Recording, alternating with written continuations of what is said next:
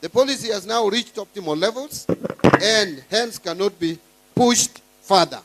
Kenyans have told us no more taxation. No more taxation. Ama kuna mtu hapa anataka tulipe ushuru zaidi ya what we are paying today. Kama kunae, nataka kuona ukiinua mkono. Kama unataka kulipa more taxes. Kuna mtu hapa anataka tuendelee na kukopa deni zaidi. Then we must be innovative. We must be creative because services must still be provided. Kenyans still want services. So for us to finance those services without more taxes and without taking more debt, then we must be innovative. We must be creative. Number one, we must curb corruption. We must reduce corruption. That is why we are coming up with measures like e-procurement, treasury single account, to make sure that we reduce the exposure that public officers have in taking advantage of our systems and misdirecting our taxes. And then we have to also raise revenues in a different way. Having pursued fiscal consolidation in the recent years, as I said, the policy has now reached optimal levels and hence cannot be pushed further. In this case, an economic stimulus mechanism must be pursued.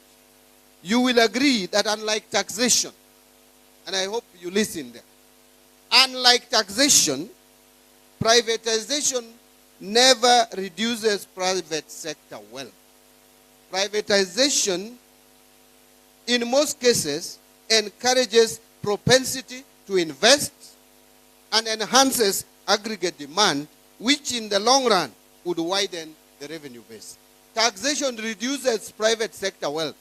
When you are taxed, money is being taken away from you. It reduces your wealth. Whether you are very rich, moderately rich, or barely surviving. Like many of us. But still, we are coming for your money in your pocket. Despite the struggles. So taxation is something that, even though we can't avoid it, but it reduces our wealth. But privatization does not. It does the opposite. Privatization gives you an opportunity to invest your resources that you have in an asset that would be profitable and that would give you more resources. As I conclude, I want to say that our economy is in a critical turning point. And to sustain the economic achievements realized thus far, both from a macro and fiscal perspective, the low inflation that we are talking about, the interest rates that are coming down. By the way, 1 year ago, the average bank lending rate was at 17.2%. Today it is 14.9%. It is coming down. And I want to, that I think is a message I'm sending to our friend from the Chambers of Commerce. It is coming down, although we would want the interest rates to come down at a faster rate than it is today. And that is why we are telling banks they must take advantage of the rates, that the lowering of the base lending rate, to bring down the rates of loans that we give to the private sector. But for us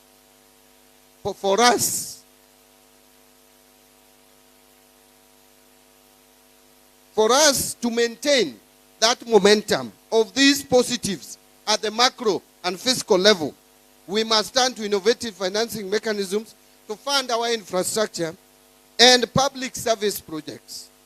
So as the financial needs of the government continue to outpace available public resources, private sector participation has become a critical tool in addressing infrastructure gaps, enhancing service delivery, and promoting sustainable development. There are many success stories on privatization, ladies and gentlemen, as I conclude, before you allow me to make a few off-the-cuff remarks. It is not just Safaricom. By the way, let me remind you, Safaricom was barely a department in the government. It's a small thing, making some meager profit. And people were happy with it that time, that this is a profitable company. The government took a decisive decision in 2008 to privatize Safaricom. In fact, even earlier, to invite partners. Then after that, after inviting the partners, in 2008, the government offered to the general public part of Safaricom. That is why today we own 25% of Safaricom as individuals, as Kenyans. 25%.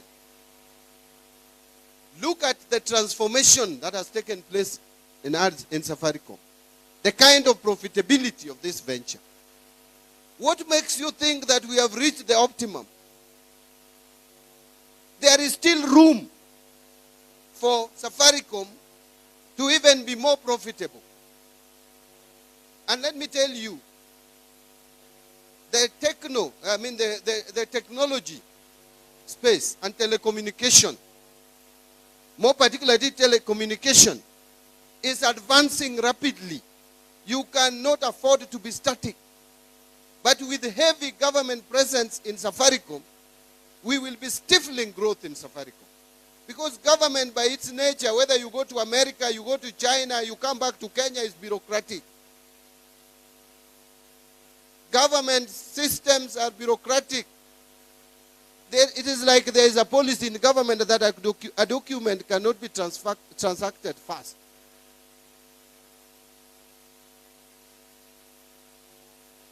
So if you want to allow private sector to thrive, a company to thrive or a business to thrive, you must inject private sector ethics into the management of that entity.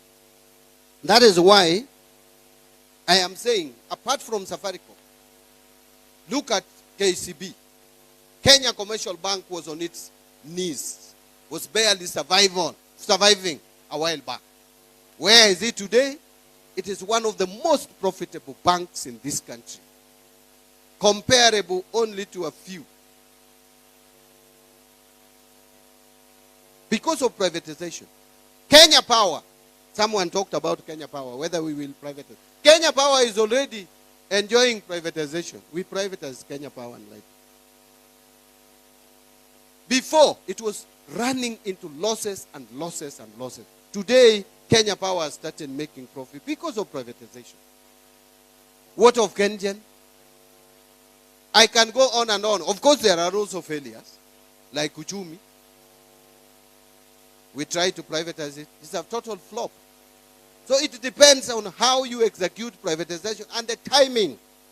If your timing is wrong, you will get it wrong. And I will tell you, with my knowledge and understanding, our timing for Kenya, for KPC, the Kenya pipeline, is perfect. If we don't do it now, believe me, we will regret a few years to come. Don't ask me why. This is the time to privatize KPC to make it more profitable. That is a company that has the potential. If you have money, if you have some money to spare, kindly save it. We are issuing IPO next week for Safaricom, God willing.